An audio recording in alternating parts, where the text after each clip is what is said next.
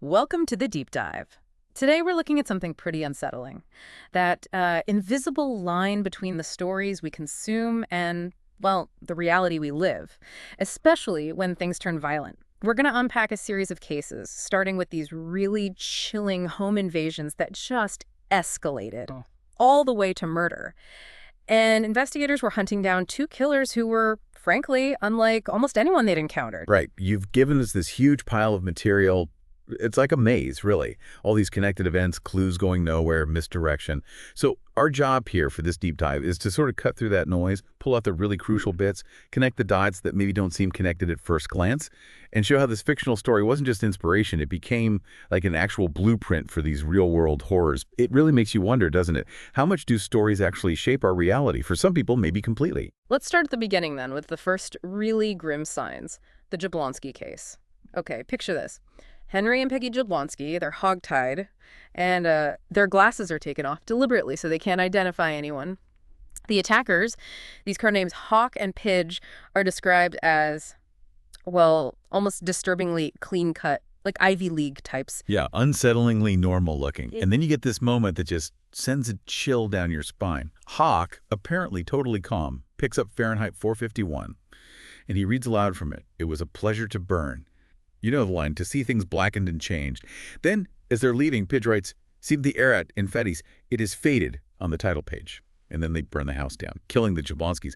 Initially, the arson investigator, Chakani, he actually ruled it accidental, which is understandable given the circumstances at first glance. But the way it was done, and the theatrics, it felt like something else entirely. Yeah, something way beyond just robbery. And that horrifying precision, it didn't stop there, did it?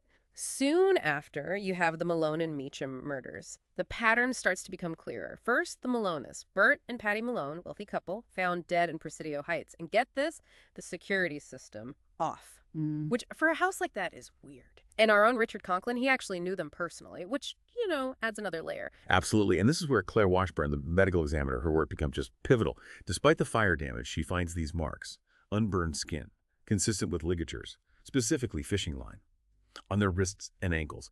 Now, that's not just a detail. It proves they were tied up before the fire, before they died from the smoke. And fishing line. It melts, you see. It doesn't burn like rope. It leaves these tiny thermal marks. Easy to miss, unless you're really looking. Then comes the second fire, the Meachams. Stephen and Sandy Meacham, another wealthy couple, and the similarities are just chilling. Invited entry, so they were let in. Deception again, the same fishing line ligatures. And this time, the fire was set using Cointreau, high-proof liqueur, and again, a book with Latin. At the Malones, it was burning in water, drowning in flame, and the phrase "annuit coctus," Providence favors our undertaking. At the Meachams, a history of yachting with radix omnium malorum est cupiditas, the root of all evil is greed. For a bit, they'd looked hard at a neighbor. Deborah Kurtz had a history of arson, burglary. Seemed plausible, but investigators quickly realized she was a red herring. These Latin calling cards pointed somewhere else, something more planned. And it just kept going. The Chu tragedy in Monterey. George and Nancy Chu, another wealthy couple, found dead in a fire. But here, something different happens. There's a survivor, their daughter, Molly, found unconscious outside. And her story is, well, she says an angel carried her out. Forensics backs up the pattern again. Fishing line ligatures, check. High alcohol content in the victims, suggesting it was used as the accelerant, check. And the final Latin clue. This time in a book called Fire Lover, which is actually about a real serial arsonist.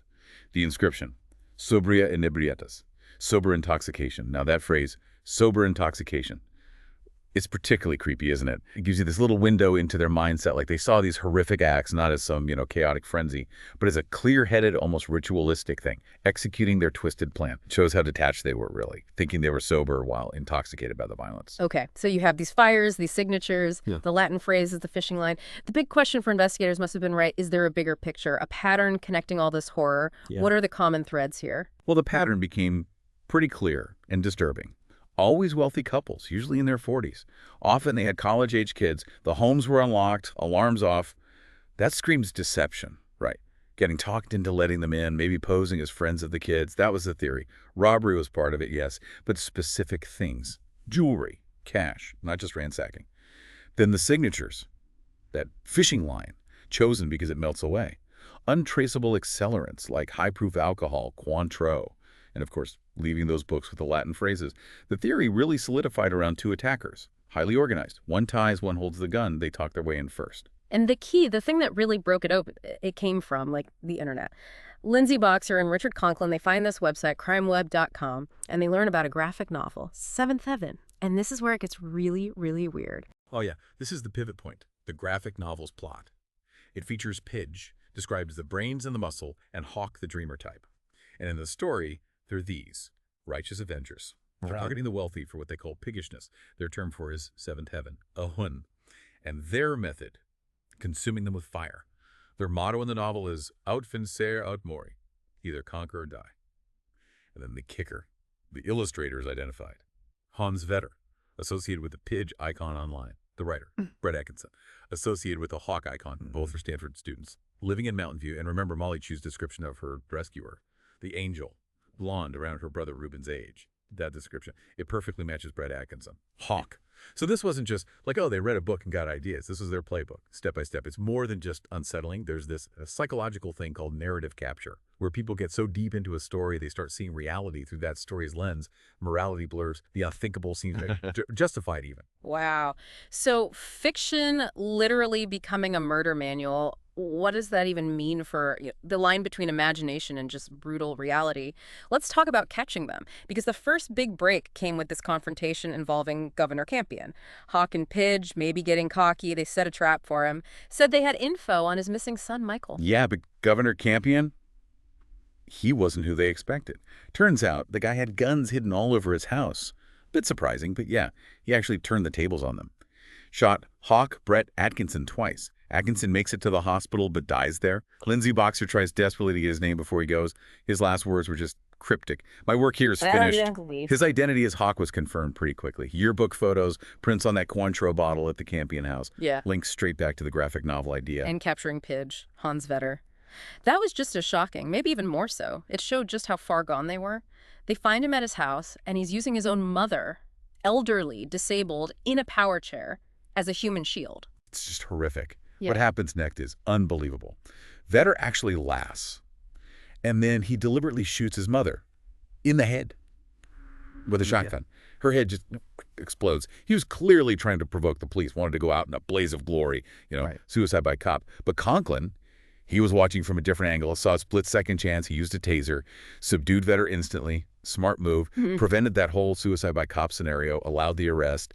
Just brilliant tactical thinking under immense pressure. And once Vetter was caught, the full scale of what they'd done, it just kept getting worse. They searched Brett Atkinson's Hawk's parents' place. And his parents, they were missing. And inside Hawk's room, they found their workshop. It was deeply disturbing. Pidge's drawings, super detailed. Hawk's journal just filled with messed up stuff. Photos of the burned houses, photos of the victims, proving just how meticulously they planned everything. They even found a concept for a second graphic novel, Lux et Veritas, light and truth, hinting at more fires to come. And another Latin phrase, on a drawing of a couple that looked disturbingly like Atkinson's parents, it said, requiescat in leguminibus, rest in legumes, or peas, just bizarre and cruel. And the final awful discovery, the basement, Atkinson's parents dismembered, frozen in a chest freezer. So yeah, Hawk and Pidge hadn't just killed strangers, they'd murdered Hawk's own parents too. That level of violence, especially against family, it suggests the fictional story gave them some kind of, moral permission, like the mission in their heads completely overrode basic humanity, total disconnect. Just as investigators are grappling with that horror, they're also dealing with this other massive deception. A red herring so huge it had basically fooled everyone for years, and maybe even provided cover for Hawk and Pidge. I'm talking about Michael Campion, the boy with a broken heart. Right, Michael Campion. Champion chess player, known heart condition. His disappearance looked like a kidnapping at first. Then this woman, Junie Moon, she confesses, says Michael died because of his heart condition while he was with her, and that she and her boyfriend Ricky Malcolm got rid of the body, dismembered it. So Yuki Castellano tries to prosecute Junie. But at the trial, Ricky Malcolm completely undermines the confession. Says Junie's, simple, lives in fantasies. Junie even takes back her confession on the stand. It all falls apart. But then this anonymous package shows up for Yuki. Inside, Michael Campion's monogrammed shirt cuff, a lock of his hair, and the final twist drops. Michael Campion faked the whole thing. He and Junie Moon planned his disappearance meticulously. He used his chess brain. She helped him execute it. They were planning to start a new life in Costa Rica. The whole death was an elaborate hoax. It really shows how easily a convincing story, even a totally fake one, can manipulate people. So, yeah. The biggest public mystery, totally fake, an elaborate con. While the real horror, these arson murders, were happening almost in the background, shows how clever criminals can be, exploiting our assumptions. And while all that was going on, other things were happening too, potentially pulling investigators off track, like that fire in Santa Rosa. Ah, yes, the Santa Rosa fire. That was tragic, but separate. It was Alan Beam, a man with terminal lung cancer. He chained himself in his car, set it on fire, suicide. And his daughter, Valerie, died trying to rescue him. Just awful. But despite some initial thoughts, it wasn't hawk and pitch. It just highlights how hard it is for investigators to see the real pattern through all the noise, all the chaos, especially with public pressure. And then, closer to home for the investigators, Lindsay's house burned down. Which must have been absolutely terrifying for her, thinking they'd come after her. Oh, absolutely. For a moment, that fear was very real. Yeah. But Chakani, the arson expert, determined it was accidental. Faulty wiring, an old thanks box overridden with a penny. Common, sadly. But there's another layer of just human error. Conklin later admits he'd accidentally left a fire investigation manual from Hani at Lindsay's place. She found it and, understandably, thought it was the killer's leaving another calling card. More confusion in an already insane case. Shows how even the pros make mistakes under that kind of strain. And completely separate from the fires, you had Jason Twilley. Right, the true crime author. He got obsessed with Yuki's case, didn't he? Utterly obsessed. To the point where he drugged Yuki, tried to kill her, staged it as a suicide. He was arrested, thankfully. It's just a creepy reminder that sometimes the people watching the crime are almost as disturbed as the criminals themselves. And the personal toll through all of this, it was immense. Lindsay struggling with her relationship with Joe, that job-life balance. Yuki dealing with the trial pressure, being attacked. Conklin, his feelings for Lindsay mixed with just relentless dedication. It wasn't just about solving the crimes, It took a huge piece out of everyone involved. We've really traced a complex path here. A web of crime, twisted motives, layers of deception, from these meticulously planned arsons that felt almost like performance art, just grotesque, to a fake death that completely fooled everyone. This deep dive really shows how intricate criminal minds can get, and how easily they can play on what we expect, what we're vulnerable to. Yeah, and if you zoom out, look at the bigger picture. It shows how powerful belief is in shaping reality, whether it's the killers totally buying into their fictional blueprint, or Junie Moon's loyalty to that shared fantasy of escape, or even just our own assumptions as we try to make sense of a story. And it really highlights the incredible pressure on investigators, doesn't it? Trying to sort fact from very elaborate fiction. And the personal cost, the sheer exhaustion and emotional weight of chasing that truth relentlessly. So what's the takeaway for you listening to this? Maybe next time you pick up a book, watch a movie, just consider the power of that story, not just to entertain, but maybe to inspire, for good, hopefully.